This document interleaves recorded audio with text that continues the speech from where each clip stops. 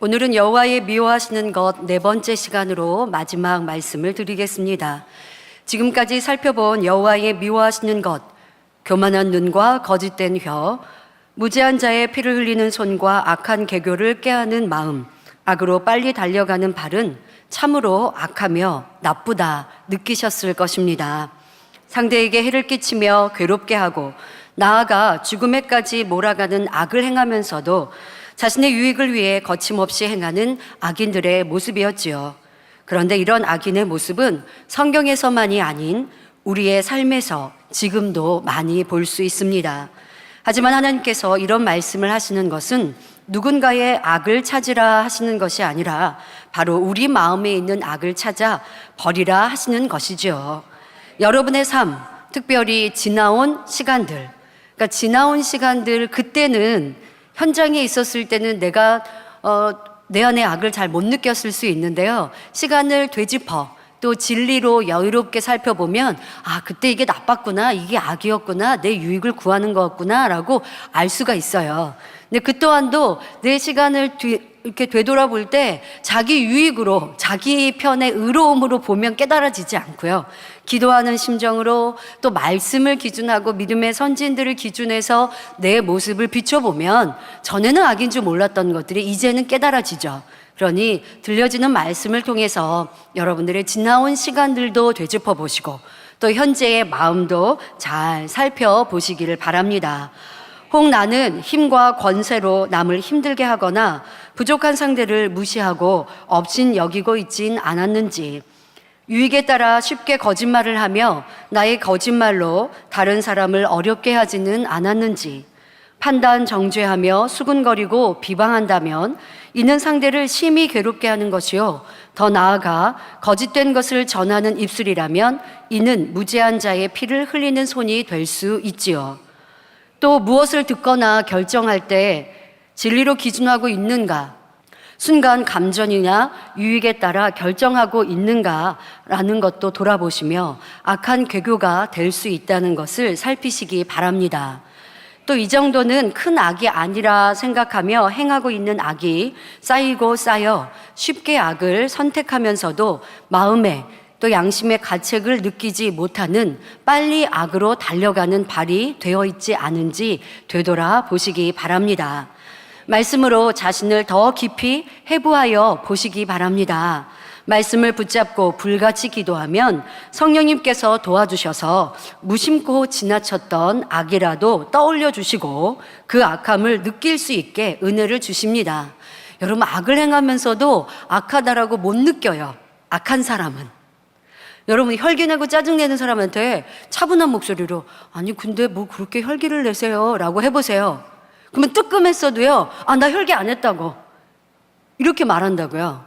혈기를 내고 있으면서 내가 혈기 내고 있다라고 깨닫기도 쉽지 않고요. 그리고 혈기 내고 있는 내 모습이 얼마나 못됐는가, 상대방이 볼 때 이게 얼마나 불쾌할까 이렇게 느끼기가 쉽지 않아요. 그나마 느꼈다면 여러분들이 많이 진리로 양식 삼아서이죠. 그러니까 내가 혈기를 낼 때 내가 이렇게 혈기를 내고 있구나, 내 혈기로 인해 상대가 얼마나 힘들까 스스로가 여러분들 보이십니까? 아직 버려지지 않았어도 내가 혼자 뜨끔뜨끔 하십니까? 그나마 많이 달라진 거예요. 그렇게 하면서 그 다음에 현재의 내 모습이 이거 너무 못됐구나, 내 눈이 이렇게 위로 치켜 올라갔겠구나. 원장님이 가끔 다니엘처럼 말씀하신 대로 지금 내 모습을 거울로 보면 얼마나 악독한 모습일까, 스스로 그게 보지 않아도 보여진다면 그거는 버리는 거예요. 조금만 더 노력하시면 버릴 수 있습니다. 그러니까 악이 악으로 못 느껴지는 게 악한 사람의 형태예요. 그러나 말씀드린 대로 불같이 기도하면 성령님께서 전에는 악하다라고 못 느꼈던 것들을 이제는 느끼게 하시고 또 불같이 기도하면 버릴 수 있는 힘까지 주십니다. 이렇게 변화되는 능력의 기도를 통해 하나님의 사랑을 받는 자녀가 되어 구하는 것마다 응답받는 복된 성도님들이 다 되시기 바랍니다. 여호와의 미워하시는 것 여섯 번째는 거짓을 말하는 망령된 증인입니다. 거짓을 말하는 망령된 증인의 대표적인 인물은 이세벨에게 꿰어서 거짓 증인이 되었던 비루, 바로 여기서 비루란 건달이나 깡패를 의미하죠. 이런 비루 두 사람이 있었습니다. 이 두 사람의 모습은 참으로 이해할 수 없는 심히 악한 사람이었습니다. 자신들의 거짓 증언으로 무죄한 한 사람이 누명을 쓰고 결국 죽음에까지 이르게 되었습니다.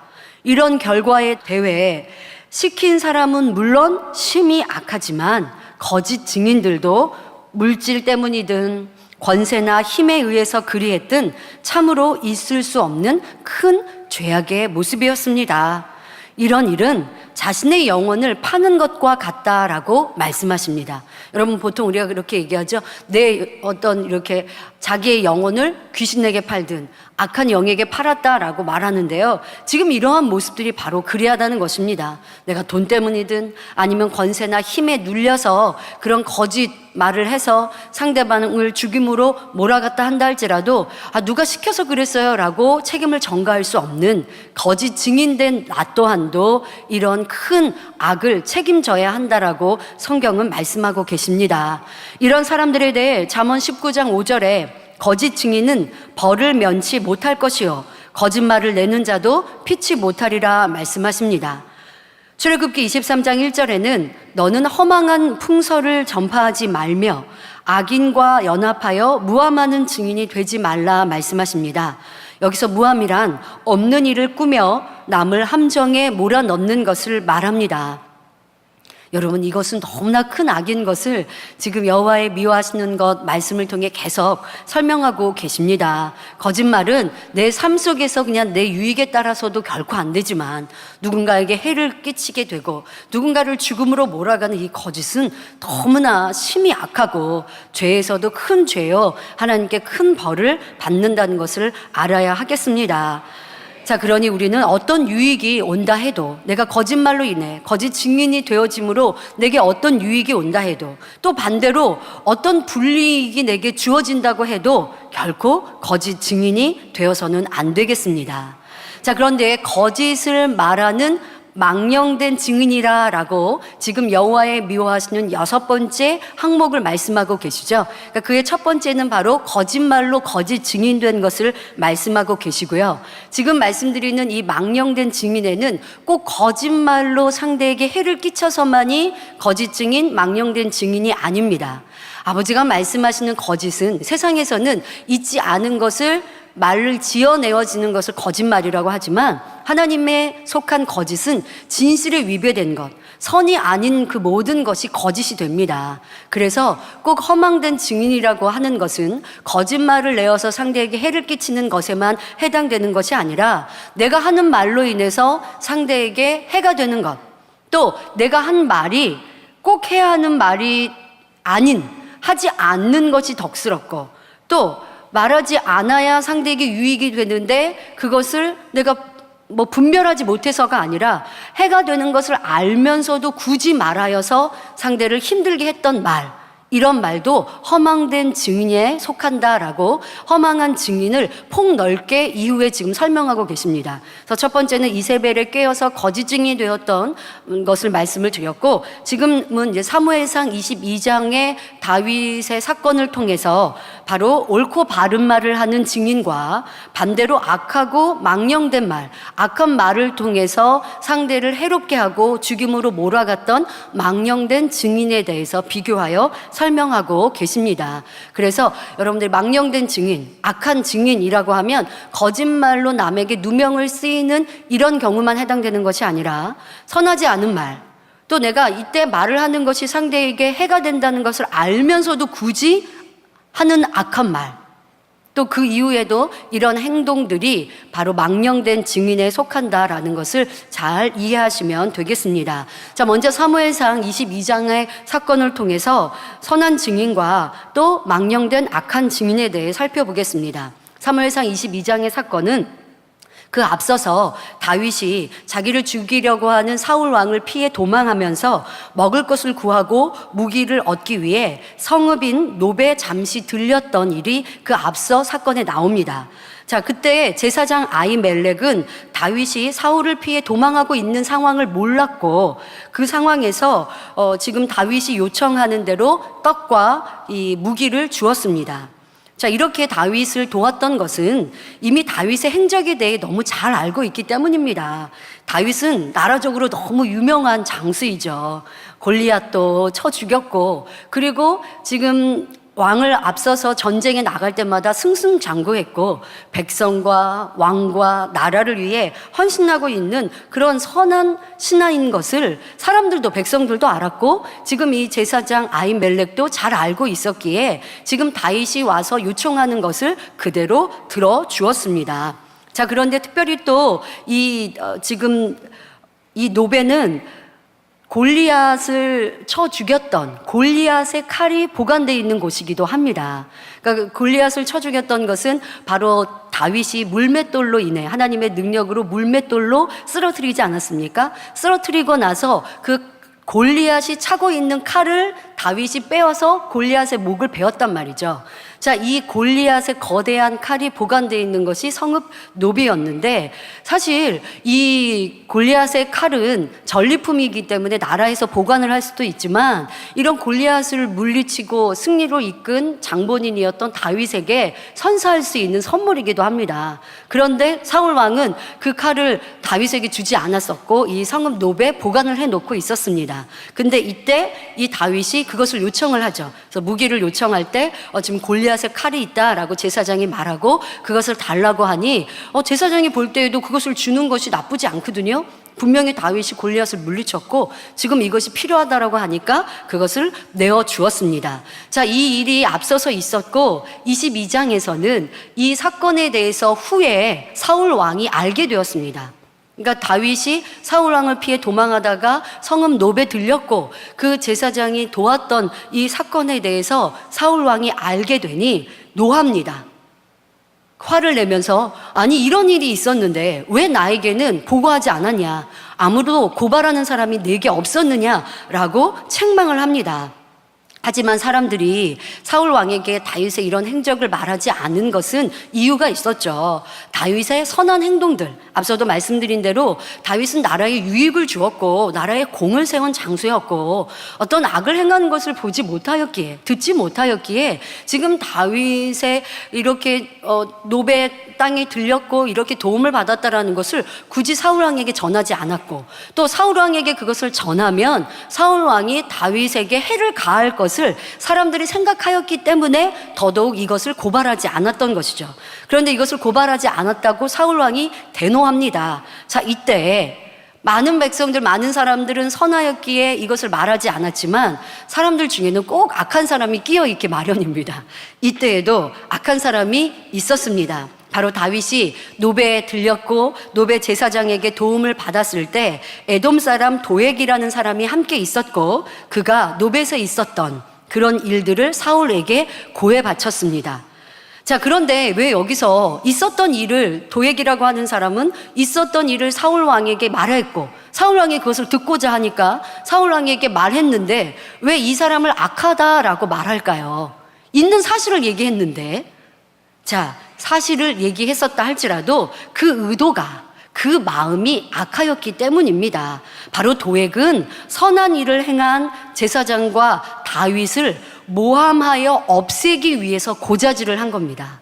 여러분, 고자질이라고 하는 말은 있었던 일을 말해도 나쁜 의도, 상대가 좀 이렇게 야단을 맞고, 뭐 형제 중에서도 보면 그렇죠. 동생이 했던 일을 위에 맏형이 부모님한테 얘기해요. 근데 그걸 부모님한테 얘기하면 동생이 야단 맞을 거 알거든요. 근데 이제 조금 시기하는 마음이든 뭐가 그런 게 있어서 지금 얘기해서 동생이 이제 야단 맞게 일부러 하는 이런 마음이라면 사실을 말하였다도 이거는 고자질이라고 말하지 않습니까? 그러니까 어떤 일을 꼭 지어 말하여서 거짓말을 해서가 아니라 있었던 말을 했다 할지라도 나쁜 의도, 마음 안에 상대에게 해가 됐으면 좋겠어, 이걸 말하면 상대가 야단을 맞겠지? 지금 윗사람이 저 사람을 좀 싫어하니까 내가 이 사실을 말하면 더 분노해서 그 사람에게 해를 가할 거야, 이러한 악의로 말했다면 사실을 보고했다 할지라도 이것은 고자질이 되어지고 악한 모습이라고 설명하고 계신 것입니다. 더더욱 도액은 내가 이것을 말하면 악한 사울이 어떻게, 제사장과 다윗은 그 자리에 없습니다마는 어떻게 악을 행할 것을 이미 알고 있어요. 이미 알고도 이런 말을 했다는 것입니다. 자, 이 말을 들은 사울은 즉시로 노베에 있는 모든 제사장들을 소환합니다. 그런데 사울 앞에 나온 제사장 아히멜렉은 다윗을 미워하여서 말하고 있는 사울 왕, 그러니까 사울 왕이 다윗을 미워하고 있고, 그전에는 몰랐지만, 다윗이 요청할 때는 몰랐지만 지금 돌아가는 상황을 보니까 사울 왕이 지금 분노해서 노베 제사장들을 다 불러들였고 상황을 알고 지금 따져 묻고 있는 이런 일들에, 아, 지금 사울 왕이 다윗을 미워하고 있구나, 내가 다윗을 도왔던 것이 지금 밝혀졌구나, 근데 그것을 지금 따져 묻고 있는 상황이구나 라는 것을 이미 간파하고 있어요. 이 제사장은 그런 상황에서도 사울왕 앞에 다윗의 무죄와 선을 말합니다. 그러니까 지금 몰라서가 아니에요. 사울왕이 지금 대노해서 왜 다윗을, 이런 악한 다윗을 도왔느냐라고 이렇게 따져 묻는 상황에 대해서, 아, 지금 내가 다윗을 도운 것이 사울왕에게 미움을 샀구나, 이러다가 내게 지금 해가 입혀지겠구나 라고 하는 것을 상황 파악을 못한 게 아니에요. 상황 파악을 다 했음에도, 그래서 사실 두려워하고 있어요. 제사장은 내게 해가 될까봐 굉장히 두려워하고 있음에도, 그 두려움을 가지고 있음에도 다윗에 대해 선과 진실을 말하고 있습니다. 사무엘상 22장 14절에 보니 아히멜렉이 왕에게 대답하여 가로되 왕의 모든 신하 중에 다윗같이 충실한 자가 누구인지요? 그는 왕의 사위도 되고 왕의 모신도 되고 왕실에서 존귀한 자가 아니니까 라고 떳떳하게 사울왕 앞에 말하고 있습니다. 다윗을 도왔다고 책망하고 있는 사울왕의 위협적인 말과 분위기를 제사장도 잘 압니다. 그래서 지금 14절에 다윗의 진실과 선을 말하고 그 이후 바로 이어서 15절에 보면, 그러나 사울왕이여, 제가 다윗을 도왔을 때는 지금 사울왕이 다윗에 대해서 어떤 마음을 갖고 있는지 잘 몰랐고, 그랬었으니까, 저는 전후 상황을 잘 몰랐었으니까, 그러니까 저와 저의 가족들에게 지금 아무것도 돌리지 마옵소서. 그래서 사무엘상 22장 15절에 보면 종과 종의 집에 아무것도 돌리지 마옵소서, 그러니까 이거는 지금 해를 가하지 마옵소서라고 부탁을 하고 있어요. 이게 무슨 상황입니까? 이만큼 위협적인 상황을 제사장이 느끼고 알고 있어요. 그럼에도 진실과 다윗의 선을 담대하게 말했다는 것입니다. 여러분, 우리가 역사 사극 같은 걸 보면 이런 상황들 볼 수 있습니다. 어떤 강하고 또 악한 이런 왕이라든가 권세자들 앞에서 선한 신하, 또 의인된 사람은 누군가의 어려움을 당할 때, 또 누군가의 모함의 상황에 들 때 자기 스스로가 어려움을 자처하면서도 상대의 명백을 밝히기 위해서 변호하는 이런 모습이 있죠.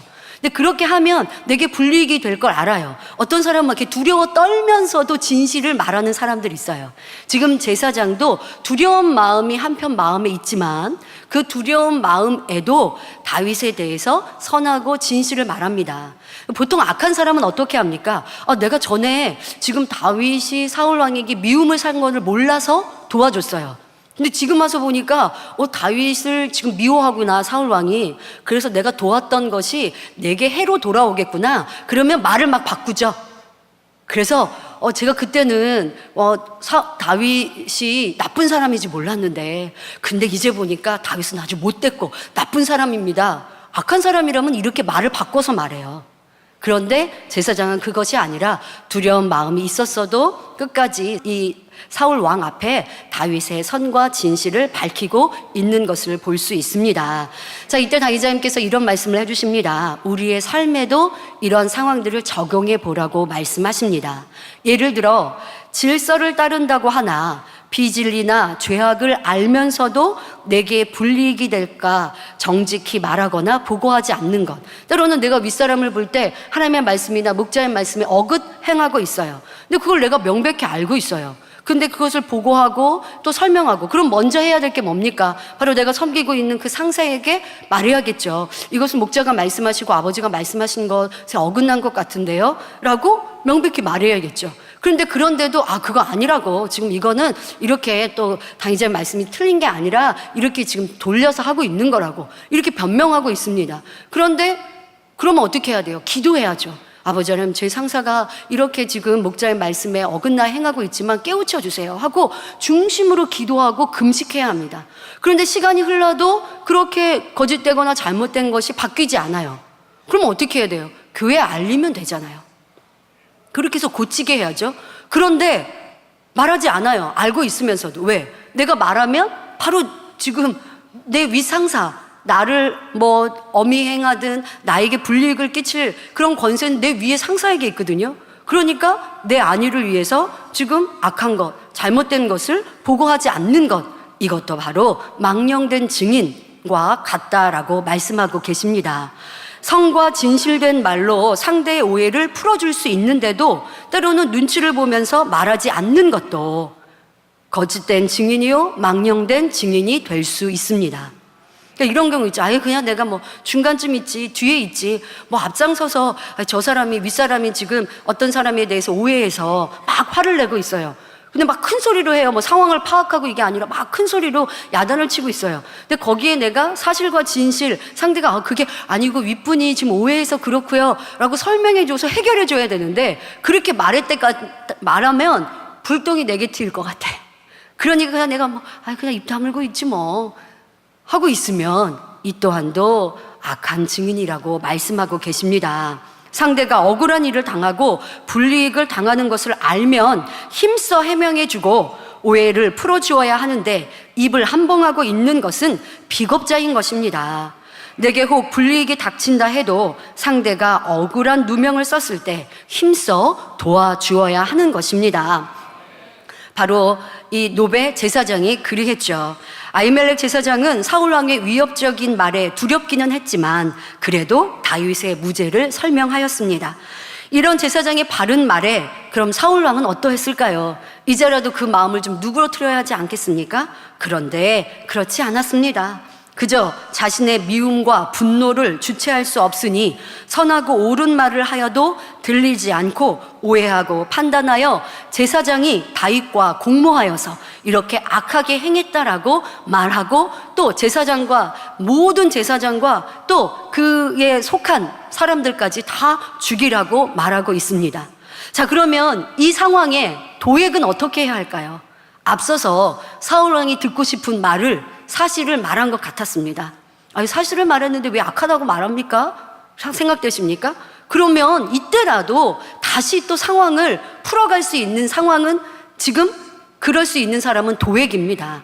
왜요? 도액은 제사장이 악한 마음으로 다윗을 도운 게 아니라 지금 다윗이 사울에게 쫓겨 도망가고 있는 이 신세인 것도 모르고 다윗을 도왔던 거예요. 그리고 다윗도 그것을 약간 숨겼거든요.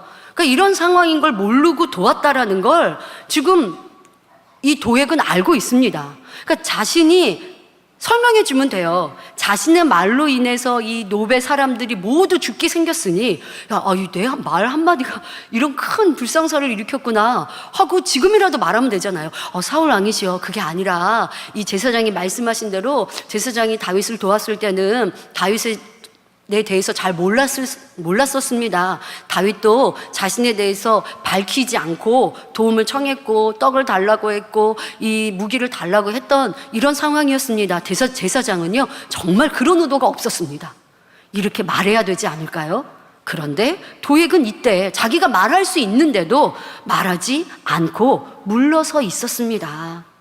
자기가 진실을 설명해 주면 제사장이 어려움에서 풀려날 수 있으니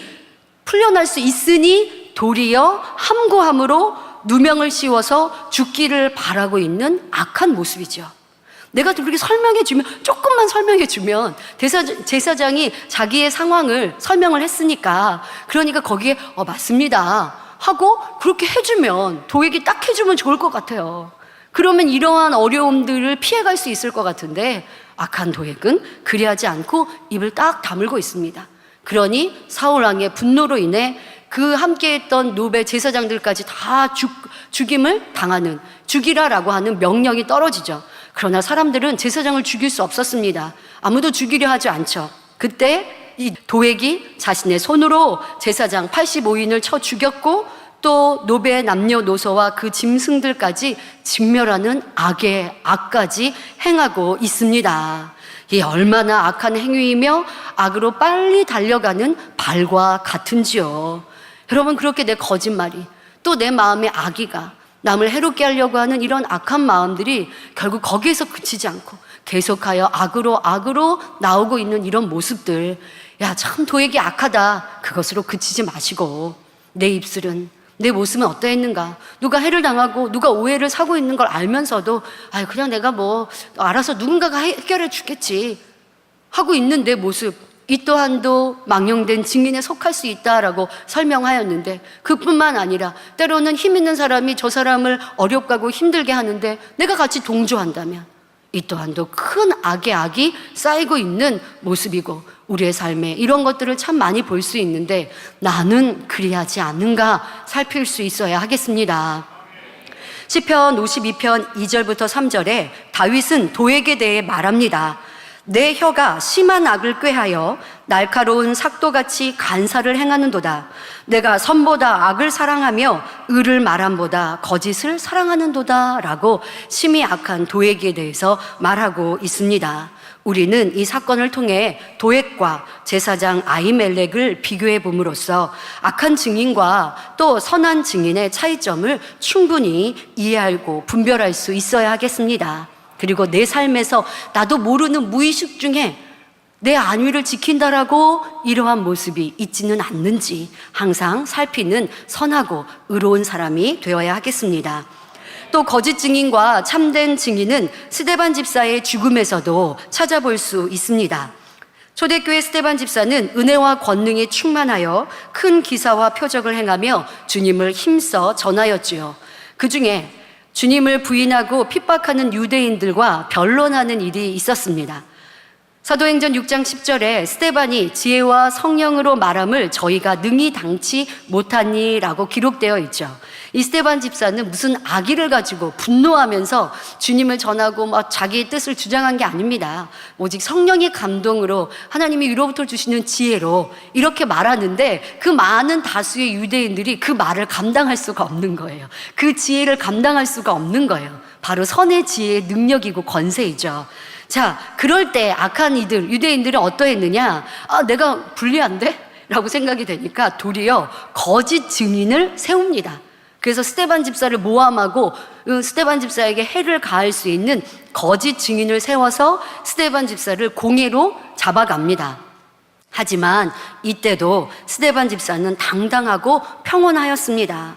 사도행전 6장 15절에 공회 중에 앉은 사람들이 다 스데반을 주목하여 보니 그 얼굴이 천사의 얼굴과 같더라 했습니다. 쉽게 말하면 지금 경찰서 재판장에 끌려갔습니다. 많은 사람들이 신문합니다. 정말 일대 다수입니다. 나를 지지하는 사람들이 아니라 나를 반대하는 사람들, 나를 어찌하면 죄인으로 몰아갈 다수의 사람들 앞에 스데반 집사가 있습니다. 그런데 스데반 집사는 오직 진실과 진리를 쫓고 있기 때문에 그 마음이 평온하죠. 그러니 그 얼굴이 천사와 같았다. 보고 있는 사람들이 보니 야, 참 천사와 같다, 평온하다라고 느껴질 정도였습니다. 자, 이때 대제사장이 그 사람들이 말하는 거짓 증언에 대해서 이 스데반 집사에게 확인을 하죠. 너의 생각은 어떠냐? 이런 말들을 하는데 너는 어떠냐라고 그 스데반 집사에게 변론할 수 있는 기회를 줍니다. 자, 이때 스데반 집사가 놓치지 않죠. 이 스데반 집사는 구약 성경을 쭉 훑어가면서 이스라엘 역사를 쭉 훑어가면서 예수 그리스도는 참입니다, 진실한 분입니다, 우리의 구세주입니다 라는 것을 담대히 증거합니다. 또한 의인 되신 예수님을 잡아 죽인 바로 이스라엘 백성들, 유대인들의 죄를 책망하기까지 합니다. 이렇게 스데반은 예수 그리스도에 대해 확실한 참된 증인이었던 것입니다. 사실 지금 상황은 예수님을 죽이고 또 예수님에 대해 전파하는 것을 너무나 싫어하는 유대인들이 모인 상황입니다. 그러니까 이들은 지금 스데반 집사를 어떻게 하면 고소할까, 어떻게 하면 해롭게 할까, 요거를 찾고 있는 사람들입니다. 자칫 잘못했다가는 내가 죽임을 당할 수도 있는 상황입니다. 예수님도 그리하셨잖아요. 그러니까 이렇게 죽임을 당할 수 있는 상황에서도 스데반은 담대하게 예수 그리스도의 진실한 증인이 되었던 것입니다. 당회장님께서 이 말씀을 하시면서 당회장님에 대해 말씀하십니다. 저도 예수 그리스도의 증인으로서 주님을 전하다 이 단에서 칼에 목베임을 당한다 해도 당당하게 증인이 될 것입니다 라고 말씀하십니다. 그런데 목자님의 그 말씀은 진실이신 것을 행함으로 보이셨죠. 그래서 2000년도에 해외 성회가 있었을 때 파키스탄 집회만 하더라도 어떠했습니까? 테러의 위협이 들려왔죠. 집회를 하면 테러하겠다.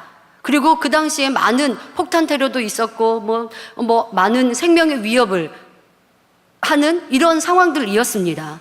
그런데 당회장님이 그런 얘기를 들으시니까 두려워하셨습니까?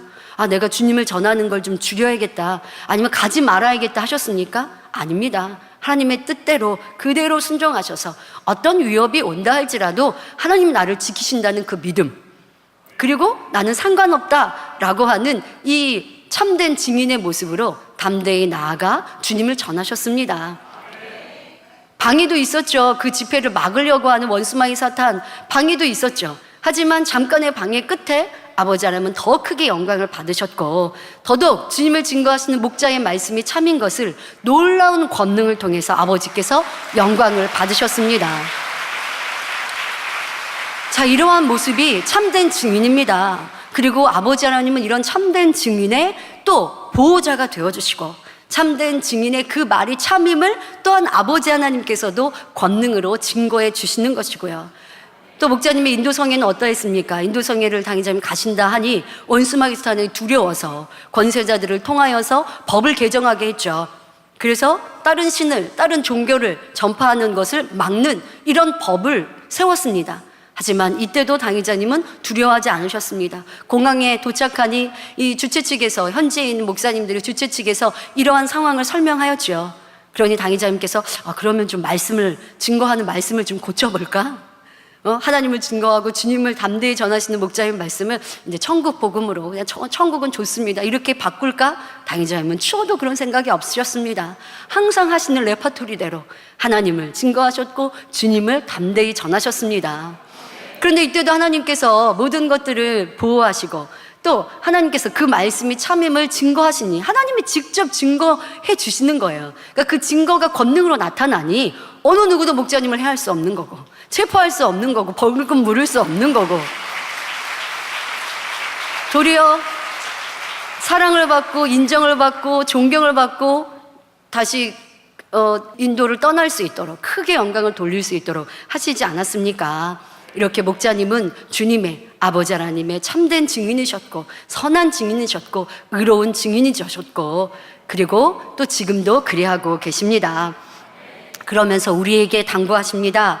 우리 성도님들도 주를 위해, 진리를 위해 목숨을 바쳐서라도 증인될 수 있는 성도님들이 다 되시라고 당부해 주셨습니다. 여러분, 당연히 우리가 주님을 위해, 하나님의 영광을 위해 이 진리를 지키는 건 우리가 두려움도 또 어떤 무서움도 없이 기쁨으로 즐거움으로 지켜나갑니다. 또 교회를 지키기 위해, 목자를 지키기 위해, 참된 선을, 의로움을 지키기 위해 우리는 담대히 나아갑니다. 잠깐의 슬픔이 있고 어려움이 있어도 하나님이 다 상급으로 갚아주실 것이고 영광으로 보상해 주실 것입니다. 이러한 믿음과 소망으로 또 더 기쁨과 감사로 행하는 모든 성도님들 되시기를 바랍니다. 자, 스데반 집사의 설교를 듣고 있는 이들의 모습은 어떠했습니까? 마음이 찔렸습니다. 성경에 그들의 마음이 찔렸다라고 기록되어 있습니다. 마음이 찔림이 되니, 그러면 찔렸으니까 좀 회개하면 좋겠어요. 그런데 악한 이들은 마음이 찔림이 되면 회개하는 게 아니라 도리어 악을 바랍니다. 그러니 스데반 집사를 향해 이를 갈았다, 이를 갈았다 라고 그렇게 성경은 기록합니다. 이때 스데반은 자신을 싫어하며 해롭게 하려는 그들을 보면서도 두려워하지 않았고 또 멈추지도 않았습니다. 주님을 전하는 것을 멈추지 않았습니다. 그럼 멈추지 않았으니까 막 분개하고 분노하면서 왜 당신들은 이런 주님을 믿지 않나고 화를 내고 혈기를 내면서 주님을 증거하고 자기의 의로움을 전했을까요? 아닙니다. 앞서서 그들 유대인들이 스데반 집사를 볼 때 천사와 같았다라고 하는 대로 선을 주장함에도 선한 방법으로 해야 돼요, 여러분. 의를 주장할 때도 선한 방법으로 해야 돼요.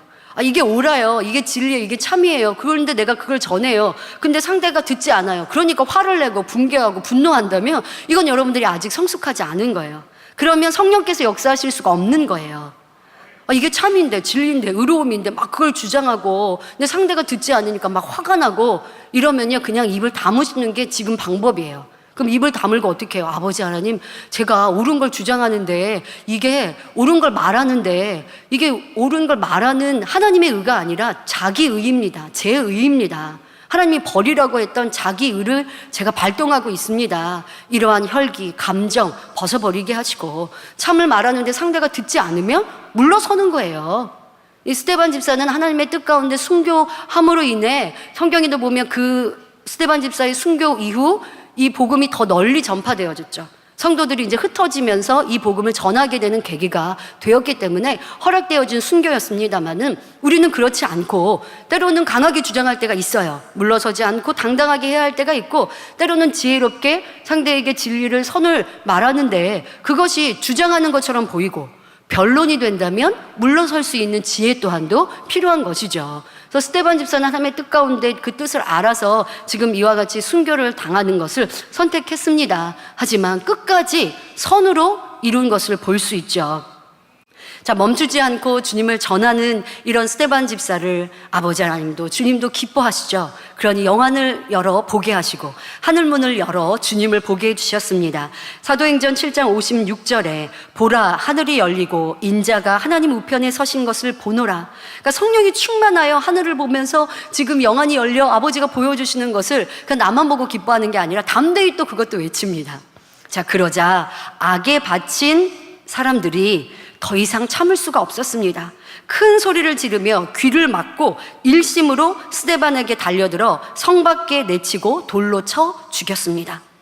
자, 이때 앞서서 스데반을 고소했던 거짓 증인들이 그들이 주동자가 되었고, 이런 일들을 지금 스데반 집사를 죽이는 일에 주동이 되었고, 그들의 감정이 폭발한 악한 그들은 점잖게 이 일을 행할 수가 없어요. 그러니 옷을 벗어놓고 옷을 벗어던지고 그리고 스데반에게 달려들어 돌로 쳐 죽였습니다. 자, 악한 거짓 증인과 스데반의 참된 증인의 모습은 너무나 대조적입니다. 거짓 증인은 자신이 원하는 것을 이루기 위해 폭력적이며 무자비한 악을 행합니다. 그리고 또 이런 사람들의 모습을 보면 혈기도 참 많아요.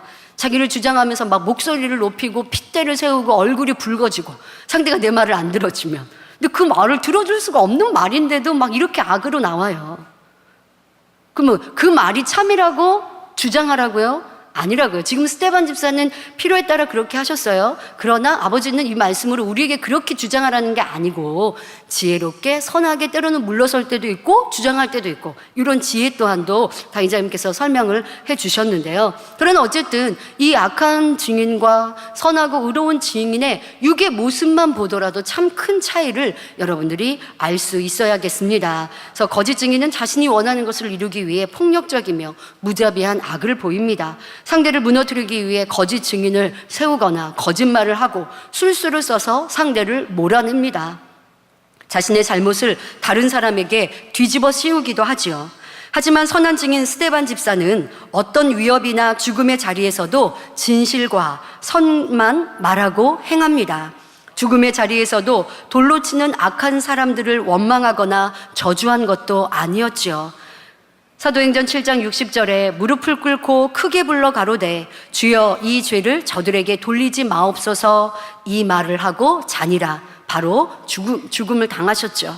스데반 집사는 진리를 지키기 위해 담대히 말할 때는 말하지만 그래도 악한 자들에게 악으로 대항하거나 큰 소리를 치거나 그들에게 삿대질하거나 하지 않았습니다. 이러한 선한 모습과 또 악한 이들이 자기의 분에 이기지 못해서 옷을 벗어 던지고 그리고 악을 행했던 이러한 육적인 모습, 그리고 그 마음의 선과 악의 차이를 비교하시면서 나는 어떠한가 우리는 잘 자신을 돌아보아야 할 것입니다. 스데반 집사는 진리를 위해 비참한 죽임을 당하는 것 같이 보였습니다. 하지만 그 죽음은 상상할 수 없는 큰 영광으로 주어졌지요. 그러니 우리 성도님들은 순간의 유익이나 악한 감정으로 거짓 증인이나 망령된 증인, 악한 증인이 되어서는 결코 안 됩니다.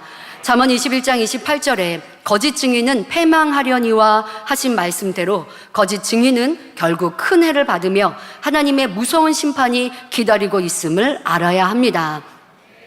또 거짓 증인, 망령된 증인에는 가룟 유다도 포함됩니다. 예수님께서 잡히시던 날 밤 대제사장과 바리새인의 하속들과 군대를 이끌고 예수님 계신 대로 인도하여 온 가룟 유다는 예수님 앞에 와서 선생님이여 안녕하시옵니까 하고 물으며 입을 맞추었습니다. 여기서 입을 맞추는 것은 여기에 이제 인사법이죠. 이렇게 예수님의 안부를 물으면서 입을 맞추며 인사하였습니다. 그러나 그 입맞춤은 얼마나 추하고 간사한 입맞춤이었는지 우리는 잘 알고 있습니다. 그러니까 이미 약속을 해놓은 것이죠. 내가 입맞추는 이가 너희들이 잡으려고 하는 그 예수이니 내가 입맞추면 빨리 와서 예수님을 잡아가라고 이렇게 약속이 되어 있었습니다. 아니 아무리 악해도 예수님을 팔려고 해도 입맞추지는 말지. 예수님 앞에 나와서는 하지 말지. 명색이 예수님의 제자로 따라다녔습니다. 몇 시간 전까지만 해도 예수님과 함께 마지막 만찬을 했잖아요. 그런데 지금 예수님을 잡아 죽이는데 앞장서면서 바로 예수님 앞에서 그것도 숨어서 저분이 예수님이에요. 저 옷을 입은 사람이 저분이 지금 예수님이에요. 이렇게 해도 참 악할 터인데 그런데 어떻게 얼굴에 철판을 깔고 예수님 앞에 나와서 입 맞추면서 그 안부를 묻으면서 근데 이것이 이미 예수님을 잡아가라고 하는 신호이니 얼마나 못되고 악한 모습인지요. 그런데 이때도 예수님께서는 가룟 유다의 그 마음을 아시면서 짜증을 하고 혈기를 내고 너가 악하다 하시는 것이 아니라 예수님께서는 조용히 유다야 내가 입맞춤으로 인자 곧 나를 파느냐 하고 깨우칠 수 있도록만 권면하십니다.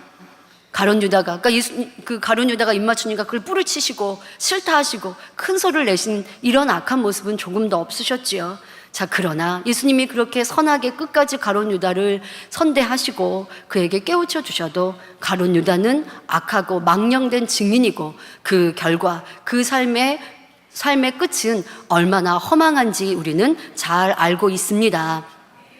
지금 이렇게 거짓된 망령된 증인의 가룟 유다를 말씀드렸는데요. 거짓 증인이라 하여서 망령된 증인이라 하여서 꼭 거짓 누명을 씌우거나 악한 말로 상대를 괴롭히는 것 그것이 해당되는 것 그것뿐만이 아니라 지금 설명하는 대로 가룟 유다와 같이 악하고 거짓된 일에 동조하는 것도 또 그런 것도 거짓되고 망령된 증인이 된다라는 것을 알아야 하겠습니다. 그래서 여러분들의 삶에서 분명히 악한 사람들의 무리지어서 악을 계획하고 있는데 내가 그 모임 중에 어쩔 수 없이 있어야 하니까 나는 저 사람들이 악이 너무나 싫은데 근데 내가 거기서 함께하지 않으면 내게 해가 되고 내게 어려움이 되니까 그러니까 나는 악이 너무나 싫지만 그래도 어쩔 수 없이 함께 있어요. 아버지는 이것도 가하다하지 않으세요. 함께 동조한 것도 이것도 분명히 악하다고 말씀하십니다. 예를 들면 학생들 중엔 그렇지 않습니까? 나쁜 친구들과 사귐을 가질 때 나쁜 친구들이 남의 돈을 뺏고 좀 어린 학생들이 돈을 뺏고 아니면 폭력을 행합니다. 근데 그 중에는 조금 마음이 착한 아이가 있어서 저러지 말지 나는 안 그러고 싶은데 그럼 안 그러고 싶으면 어떡해요? 그 모임에서 빠져나와야죠. 근데 그러지는 않고 또 친구들한테 야 이거 안 되지 않을까 이러지 말자 이렇게 말하지도 않고 그리고 그 모임 그렇게 나쁘게 하겠다. 야, 오늘 저녁에 그렇게 할 거야 라고 했는데 내가 그 모임에 같이 가 있어요. 그러면 이거는 악에 동조하는 것이죠. 나는 싫었는데 어쩔 수 없었어요. 하나님은 그렇게 인정하지 않으십니다. 그러니 우리 성도님들, 여러분들 회사에서도 사회생활에서도 결코 악한 일에 함께해서는 안 되겠습니다. 당회장님께서 이 말씀을 하시면서 이 재단에서도 개척 이후 지금까지 거짓 증인이 있었음을 말씀하셨습니다. 근데 이 말씀은 94년도에 하신 말씀인데도 그때도 그리했고 그 이후에도 98, 99년도 사건도 있었고 또 지금의 현재의 일들도 보지 않습니까? 당장님 말씀하십니다. 이 재단에서 은혜 받은 성도 중에도 주의 종 중에도 악한 괴교로 교회와 목자를 모함하여서 교회를 나간 사람들도 있고 또 그렇게 나가고 모함하는 사람들과 연합해서 그들의 앞잡이가 되고 사주를 받아서 방송국, 신문사 등 이곳저곳에 거짓 투서를 쓰고 거짓 글을 보내는 일을 했던 사람도 있었다라고 말씀하십니다. 그런데 그들 중에는 교회를 떠나지 않고 이 안에 있으면서 안 그런 척 속이면서 그렇게 하는 사람들도 있었고 그것을 목자님은 아시는 경우도 있었다는 것이죠. 하지만 목자님은 성도들 앞에 그런 사람들에 대해 드러낸 적이 없으십니다. 교회를 나가서 악을 행한 사람이라도 회개하고 돌이켜 돌아오기를 기다리셨고 남아있는 이들이라면 신속히 회개하여 변화되기를 바라셨지요. 자, 우리는 이러한 목자님의 선을 마음 중심에 새기며 근데 성도님들 일꾼들이 그런 말씀 많이 하시죠. 저는 목자님 같지 않아서 저들에 대해 너무 분노가 일어나고 저들에 대해서 막 이렇게 악한 마음도 드는데 그런데 이런 마음이 아버지가 기뻐하지 않으시는 것도 알아서 이런 마음이 내 안에 있었구나 하고 회개하신다고. 이 또한도 참 우리 성도님들 착하십니다. 내가 그런 마음을 갖는 건 당연하지. 저 사람이 너무 못됐잖아. 악하잖아. 이렇게 생각지 않고 내 마음에 이런 마음이 있었구나라는 걸 발견하게 됐다고. 그래서 눈물로 기도하고 있습니다. 이런 마음도 버리도록. 그러니까 아직 내가 목자님의 선에 미치지 못하는 건 너무 당연하고 그것을 또 깨우치지만 또 내 안에 있는 악도 발견하면서 기도하고 있다라고 겸비하게 고백하는 많은 성도들, 일꾼들의 모습을 봅니다. 예, 우리는 이럴 때 더 선해지는 거예요. 더 착해지고 새로운 삶을 향해 더 빨리 달려가는 것입니다. 그러니 이런 때 우리는요, 이렇게 이렇다 저렇다 할 게 아니라 내 안에 있는 악을 찾아내시면 돼요. 나는 어떤 일들에 대해 무슨 마음이었나? 분노하는 마음이었나? 의를 주장하는 마음이었나? 악한 마음이었나? 아니면 모든 것들을 선히 여기시는 목자님처럼 그렇다고 우리가 목자에 대하여 악을 행하는 사람을 내가 용서할 권한은 없어요. 악을 행하는 것은 분명히 명백한 악이에요. 그것은 너무나 싫고 나쁜 악이에요. 그렇게 분별하는 건 맞아요. 그것까지 여러분들 분별하지 말라는 게 아니라 그렇게 분별해야 돼요. 그러나 우리가 그런 거는 그들의 악이고 내 안에는 어떠한가? 내 마음에는 분노하고 화가 나고 그리고 어떻게든 저 상대들이 그 악으로 인해서 그냥 멸망으로 갔으면 좋겠고 이런 마음인가? 아니면 어느 때라도 회개하고 돌이키기를 바라는 마음. 근데 그것은 목자님이 하실 것이고 목자님이 그렇게 하실 때 우리도 함께 그런 선을 닮아가면 되는 것이고 그리고 지금 우리가 할 건 내 마음의 악을 찾아서 버리면 돼요. 분노하는 마음, 의로운 마음, 또 이런 상황에 내가 악한 말을 내고 있는 모습 이런 것들을 찾아서 버리는 것 이것을 아버지께서 우리에게 바라는 모습일 것입니다. 이 재단의 역사를 볼 때 이렇게 악한 증인들, 거짓된 증인들, 망령된 증인들도 많이 있었습니다마는 목자님은 용서하셨고 그러나 목자님이 용서하셨다 해도 스스로가 철저히 회개하고 돌이키고 용서를 구하지 않는 이상은 사함받을 수 없는 죄인 것이고 하나님께서 그에 따라 벌하실 수밖에 없습니다. 그러니 지금의 내 모습은 어떠한가? 혹여 나도 이러한 악한 증인의 모습은 있지 않았는가? 찾아서 결코 이러한 모습은 없어야 할 것입니다.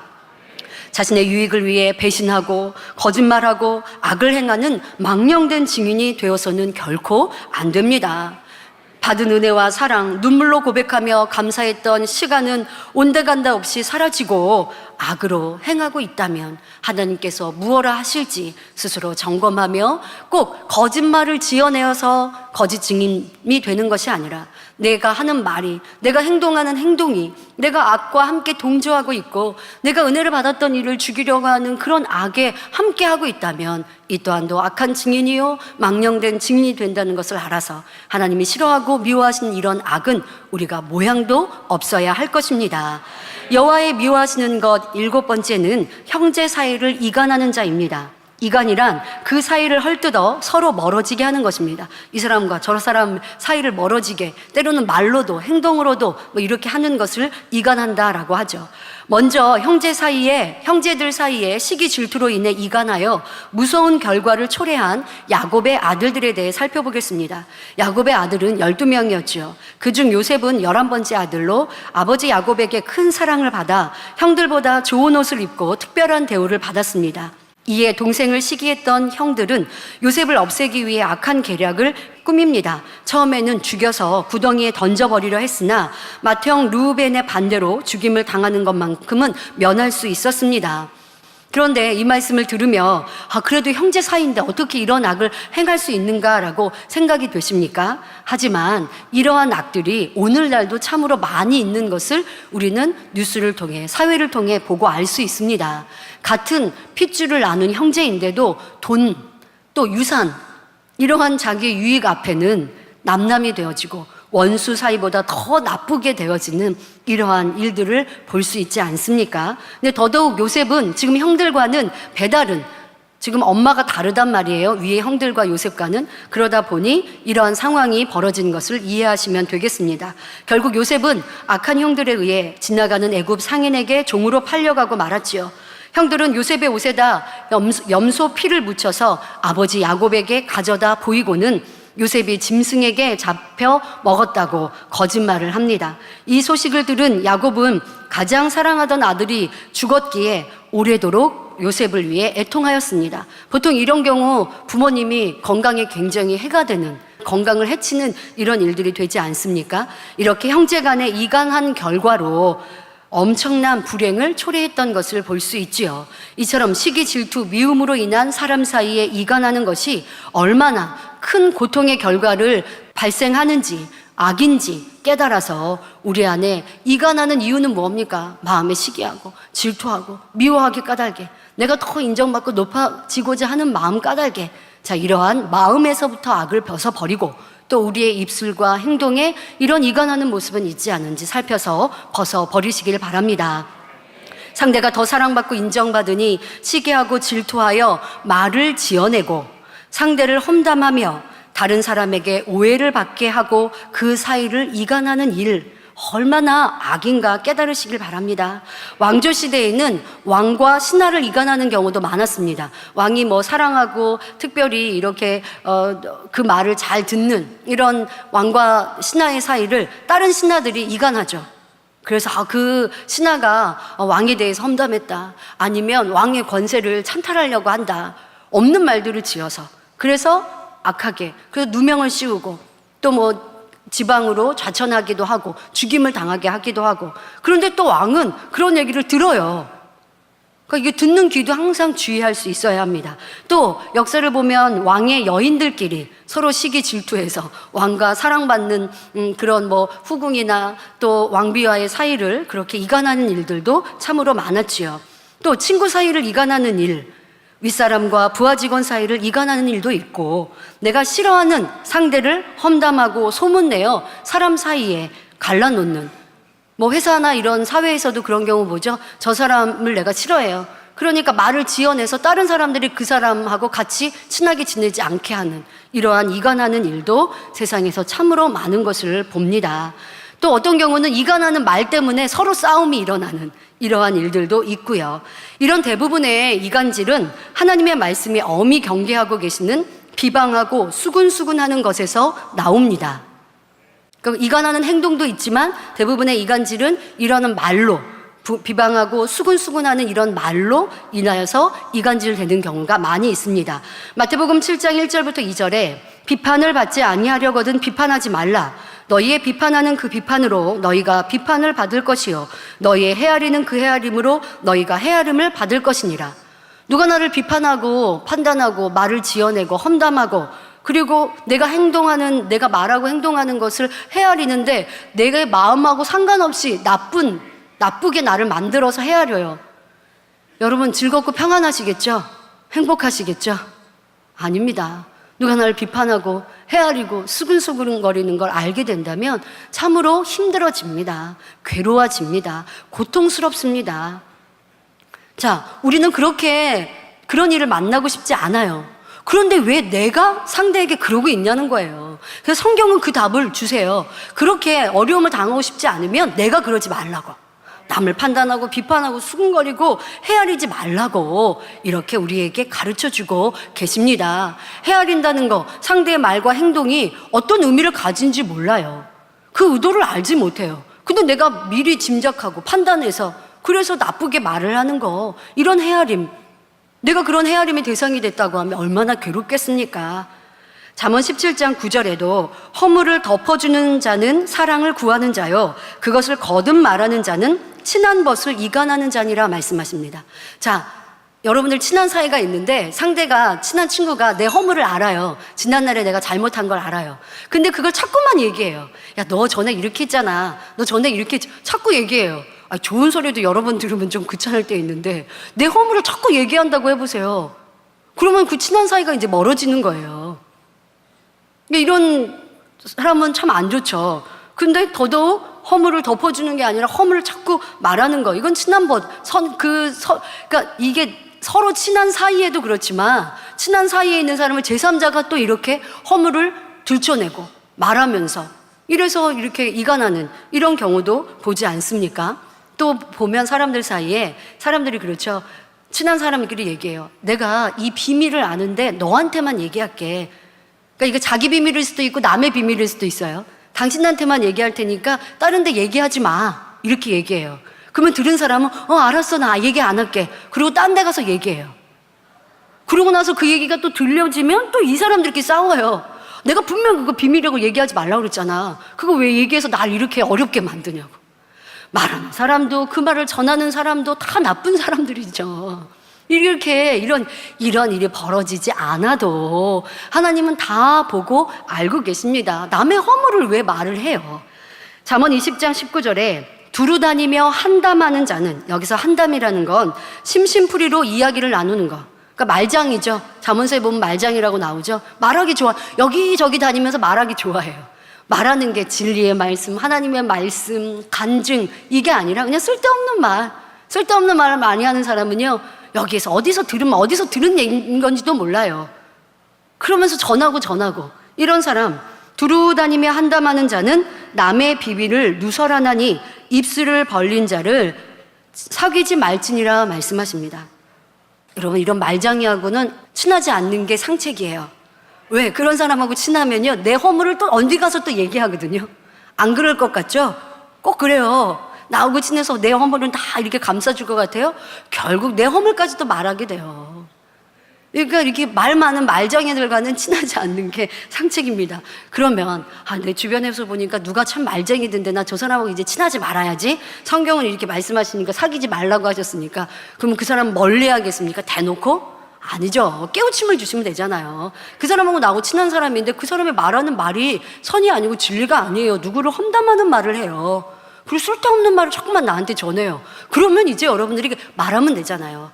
이런 말 우리 하지 맙시다. 좋은 말, 선한 말만 합시다. 그런 말 이렇게 나한테 전해주면 나도 모르게 자꾸 판단하게 되고 남의 허물을 내가 기억하니까 이게 참 내가 안 좋더라고요. 그러니까 우리 이런 말 하지 맙시다. 이렇게 선하게, 앞서 말한 대로 선한 증인처럼 이렇게 여러분들이 상대를 깨우쳐주면 얼마나 좋겠습니까? 그렇게 하면서 상대를 변화시키면 되죠. 딱 대놓고 나 이제 당신하고 말 안 해요, 이렇게 하라고 성경이 말씀하시는 게 아니라 상대가 그런 모습이라면 이제는 딱 진리로 깨우쳐 주시고 그래서 상대도 변화될 수 있도록 하고. 근데 상대가 변화 안 돼요. 계속 나쁜 말만 하고 싶은 사람이에요. 그러면 자연스럽게 이제 거리가 멀어지게 돼 있어요. 왜? 나는 선을 듣고 말하고 싶고 상대가 악한 말 하면 듣고 싶지 않고. 표정부터 바뀌죠. 그리고 내가 자꾸만 말을 바꿔요. 그럼 말하기 좋아하는 말쟁이는요, 내가 저 사람한테 말해도 재미없다. 그리고 이제 나한테 안 온단 말이에요. 같이 이게 손뼉이 마주쳐야 소리가 나지. 그러니까 내 주변에 말하는 사람들이 많다면 그러면 나도 말 듣기 좋아하는 사람, 나도 말하기 좋아하는 사람이 된 거예요. 이런 것들을 잘 살펴보시길 바랍니다. 우리는 좋은 말만 하고 그렇지 않은 것은 말하지도 전하지도 듣지도 맙시다. 은혜로운 말, 하나님께 영광이 되는 글은 전하면 참 좋지요. 여기서 말이라는 건 요즘에 말만이 아닙니다. 통신도 있습니다. 그 통신이라고 하는 건 전화만이 아니라 여러분, 문자, 카톡, SNS 이런 걸로 전하는 글도 문자도 마찬가지예요. 이거 전하는 말에 다 들어가는 거예요, 요즘에 현대는. 그런 걸로 또 전하는 얼마나 많은 악한 말, 나쁜 말 이런 것들이 있습니까? 이런 것들을 여러분들이 전하는 사람이 되어서는 안 되죠. 자, 상대의 허물을 들추어서 전하는 것, 이게 얼마나 악한지 자신의 생각과 맞지 않으니 판단하여 나쁘게 전합니다. 거짓으로 말을 지어 전합니다. 또 전에 들은 것을 사실인지 확인도 하지 않고 또 다른 사람에게 전하는 것, 이 모든 것이 큰 악이요 결과적으로 이간이 될 수 있습니다. 여호와가 미워하고 싫어하시는 이간하는 자가 내가 될 수 있는 거예요. 남이 나한테 무슨 문자를 줬어요. 근데 이게 사실인지 선인지 악인지 분별도 안 하고 남한테 전해요. 최근에도 그런 일을 봤어요. 좋지 않은 이렇게 문자를 돌린 것을 확인을 하고 이제 받았다는 사람에게 물어봤어요. 이거를 누구한테 받았냐? 그때 아무개한테 받았대요. 그래서 제가 그랬어요. 그거를 전한 사람이 얼마나 나쁜 거냐. 그러니까 그 사람에게 전해줘라. 내가 이제 그 사람하고 대화할 수가 없으니까 이런 걸 내가 얘기했다고. 이런 걸 전하지 말라고. 왜 이거를 전하느냐고. 당신이 들었으니까, 당신이 전달받았으니까 이수진 목사님이 그걸 알고 전하라고 하셨다고 해서 전해주라고 한참을 설명했어요. 그래서 이게 왜 나쁜 건지, 그리고 그 문자 내용이 얼마나 선하지 않은지를 설명했어요. 그랬더니 듣고 있는 사람이 그렇다라고 인정을 해요. 근데 제가 혹시나 몰라서 대화 끝에 혹시 물어봤어요. 근데 그 문자를 받아서 그거 혹시 다른 사람한테 전했냐고. 근데 지금 한 10분, 20분 듣는 동안에 아무 말 안 했거든요, 저한테. 받기는 받았다고 그랬어요. 그리고 제가 그 전한 사람이 문자를 보낸 행동이 얼마나 나쁘냐고 얘기할 때는 본인이 누구에게 전했다고는 안 했어요. 근데 제가 혹시나 몰라서 대화 끝에 물어봤어요. 혹시 이거 받아서 전했냐고. 그랬더니 자기는 4명한테 전했대요. 한 사람한테 받아서 4명한테 전하면 그 4명은 또 2사람씩만 전해도 8명이 돼요. 자, 그러면 이거를 시작했던 그 사람은 얼마나 많은 사람에게 전파한 게 됩니까? 난 그런 의도 아니었다고요? 나는 한 사람한테 전했어요. 근데 그 한 사람은 2사람, 2사람은 4사람, 기하급수적으로 전달이 되는 게 말이고 문자예요. 근데 그 시작을 내가 했어요. 얼마나 못된 거예요. 아버지가 뭐라고 하실까요? 너는 지금 악한 말을 전했다. 사람들을 지금 이간시킨 거야. 이 사람하고 저 사람하고 이간시켰고, 많은 사람에게 이 사람에게 누명을 씌웠고, 많은 사람에게 저 사람 나쁜 사람으로 만든 거야. 아버지는 그렇게 말씀하세요. 지금 이 한 사건 예를 들어드리니까 여러분들이 웃으실 정도로 너무 엉뚱하지 않습니까? 근데 이게 우리의 삶인 거예요. 이런 일들이 얼마나 악하고, 그 아버지는 악하다고 하시는 거죠.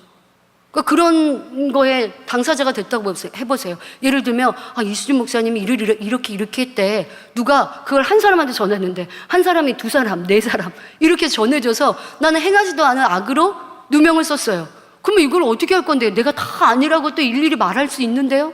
그러면 나 혼자 받는 고통은 어떻게 할 건데요? 여러분, 그거를 왜 내가 시작하는 악한 사람이 됩니까?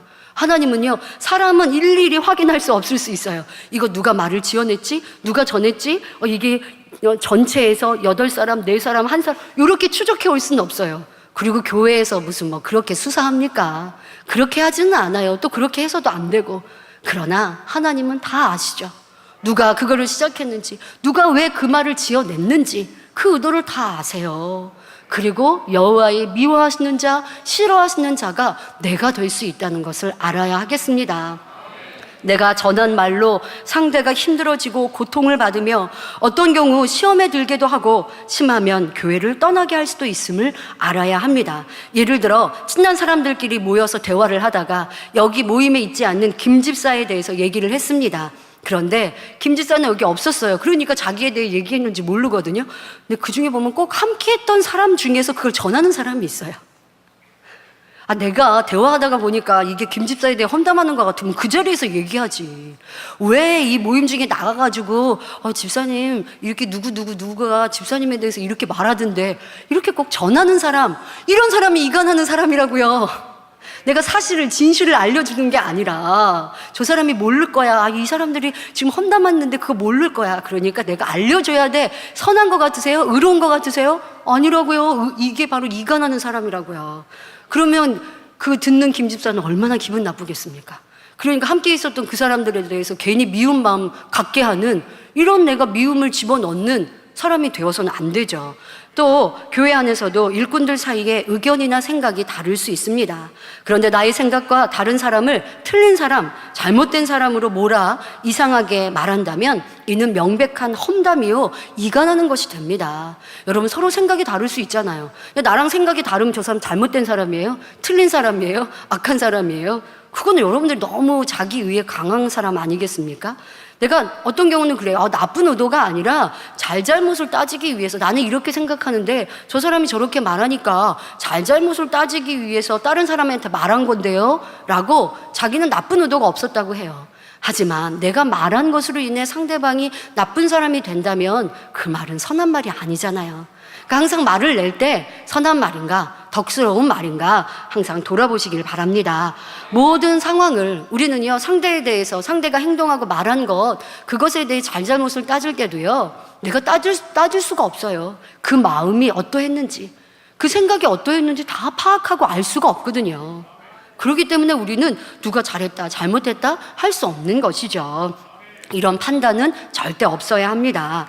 또 어떤 경우는 악의를 가지고 이간질하려 한 것은 아니나 이 사람에게 저 사람의 마음을 잘못 전달하고 또 저 사람에게 이 사람의 마음을 잘못 전달하여 오해케 함으로 이간하는 일도 있습니다. 자, 예를 들어서 윗사람이 많은 사람들, 모임 중에 많은 사람들에게 그렇게 깨우침을 주기 위해서 A라는 사람에 대해서 설명을 했습니다. 근데 또 때마침 왜 A라는 사람이 없어서 말한 게 아니라 그게 많은 사람들에게 비유가 되기 좋아서 A라는 사람에 대해 얘기를 했거든요. 그러면 은혜를 받고 깨우침을 가지면 돼요. 근데 모임이 끝나고 그 A라는 사람에게 전달하는 사람이 있어요. 윗분이 그러는데 집사님 전에 이런 거 있었다며, 이런 거 참 못된 거라고, 이런 거 빨리 버려야 반석에 들어가고 영으로 들어간다고 말씀하시더라. 근데 이게 전하다 보면요, 말이 보태지고 빼지면서 이상하게 돼요. 전하지 않는 게 좋은데 전하다 보니까 이 A라는 성도가 서운해지는 거예요. 그분이 왜 윗분이 나한테 이렇게, 내가 있는 자리도 아닌데 왜 나에 대해서 이렇게 말씀하셨지? 하고 오해하게 하고 서운하게 하는 거, 내가 전한 말로 인해서 상대를 이렇게 힘들게 하는 말, 이것도 윗사람과 그 사람과 이간하는 내 모습이 된 것입니다. 자, 이렇게 전할 말이 있고 전하지 않아야 할 말이 있습니다. 상대에게 전달해 기분이 상하고 상처가 될 말이라면 전하지 않는 것이 좋지요. 어떤 경우 전혀 악의 없이 전했는데도 상대가 받지 못하고 오해해서 이간되어지는 경우도 있을 수 있습니다. 그러므로 우리는 항상 좋은 말만 전하는 입술이 되어야겠습니다. 그래서 이 입술, 혀의 중요성을 야고보서 3장 6절부터 10절에도 구구절절히 설명하고 계세요. 우리의 혀가 뭔가를 태우는 또 불의의 세계라고 말씀하시고 또 독을 가지고 있다라고 말씀하십니다. 여러분, 그래서 우리가 우리의 입술이, 내 말이 독화살이 되지 맙시다. 내가 말해서 상대를 괴롭게 하고 상처 입히고 힘들게 하고 죽기까지 하고, 꼭 사람이 내 말로 인해 딱히 심장마비를 죽었다는 게 아니라 죽을 것 같은 고통을 주는 이런 말도 있거든요. 자, 이런 우리 입술 되지 맙시다. 세간강에서 읽지는 않지만 야고보서 3장에 있는 이런 입술의 중요성 여러분들 깨닫고, 꼭 이간하는 자가 아니어도, 이간할 목적으로 말하고 말을 지어내고 글을 쓴 건 아니어도 내 말이 악한 말, 덕스럽지 못한 말, 이와 같은 것은 하나님이 싫어하신다는 것을 알아야겠습니다. 결론을 말씀드립니다. 사랑하는 성도 여러분, 지금까지 하나님께서 싫어하시고 미워하시는 것을 말씀드렸고, 그 하나님이 싫어하고 미워하시는 것 중 특별히 6, 7가지를 골라 뽑아 말씀하신 이 본문을 설명하였습니다. 그러니까 하나님께서 싫어하고 미워하시는 죄와 악이 많이 있지만 그 중에 특별히 6, 7가지를 골라 뽑아 설명하셨으니 이것이 얼마나 중요하며 또 우리가 신속히 버려야 할 죄악인지 여러분들이 깨달으시길 바랍니다. 그리고 이 말씀에 내가 해당되지 아니하나 면밀히 살펴보십시오. 이 정도쯤이야 하고 넘어가서는 결코 안 됩니다. 하나님이 싫어하시는 것은 우리도 싫고 하나님이 미워하시는 것은 우리도 미워해야 합니다. 반대로 하나님이 기뻐하시고 사랑하시는 것이라면 열리를 제쳐놓고 사모하며 자기 것으로 삼아야 하지요. 우리 목자님은 이런 신앙생활을 해오셨습니다. 어느 누구도 고쳐줄 수 없고 의학으로 해결할 수 없는 질병을 단번에 고쳐주신 하나님이 너무나 좋았고 감사했습니다. 그러니 하나님의 뜻대로 그 원하시는 대로 순종하기를 즐겨하셨지요. 하나님의 말씀대로 사는 것이 힘들다, 어렵다 생각지 않으셨고 그 길이 생명이며 축복이라 믿고 기쁨으로, 즐거움으로, 자발적으로 순종하셨습니다. 그러니 어떤 악의 모양도 용납지 않으셨고 스쳐 지나가는 육신의 생각도 이것쯤이야 하고 넘어가지 않으셨습니다. 불같은 기도와 금식으로 성결을 이루시기를 힘썼고 결국 성결되시고 거기서 멈추지 않고 힘써 진리를, 선과 사랑을 행함으로 하나님께서 인정하시고 사랑하는 자라는 인정을 받으셨지요. 그렇게 만민재단을 개척하셔서 개척 때부터 권능이 끝없이 나타났고 수많은 이들이 이 재단을 찾아와 기도받는 대로 응답받고 치료받아 하나님께 영광을 돌렸습니다. 그리고 그 권능의 사역은 지금까지 멈춤이 없습니다. 아니, 날이 갈수록 더 크고 놀랍게 나타나고 있습니다. 이는 바로 하나님께서 목자님을 사랑하시고 보장하신다는 증거이지요. 우리도 하나님을 첫째로 사랑하여 그 계명대로 힘써 지켜 행하면 하나님께서 사랑하시는 증거를 나타내 주십니다. 기도의 응답과 축복, 영혼이 잘되어 범사가 잘되며 강건한 축복, 주의 일꾼이요 종이라면 능력과 권능을 받아 사람으로 할 수 없는 일들을 나타내어 하나님께 영광을 돌리게 하시지요. 이 얼마나 행복하고 뿌듯한 일입니까? 하나님께 사랑받고 인정받는 삶, 우리는 이것을 흠모하며 힘써 침노하는 성도들이 되어야겠습니다. 무슨 일이 있을까? 어떤 일이 있나? 나도 알고 싶다. 이게 바쁜 것이 아니라 우리는 내 안에 있는 악이 무엇이 있나? 이 악을 빨리 버려야 되는데 이것으로 분주한 지금의 시간을 보내십시오. 아버지 하나님께서 우리를 변화시키고 새로운 삶에 이끄시기 위해 우리의 모습을 또 지금 적나라하게 또 보게 하시잖아요. 그러니까 이러한 우리의 변화의 지름길로 삼아 가시기를 바랍니다. 그리하여 하나님이 싫어하시고 미워하시는 죄악을 신속히 벗고 선과 사랑으로 채워 하나님의 큰 사랑과 축복을 받는 모든 성도님들이 되시기를 기원합니다.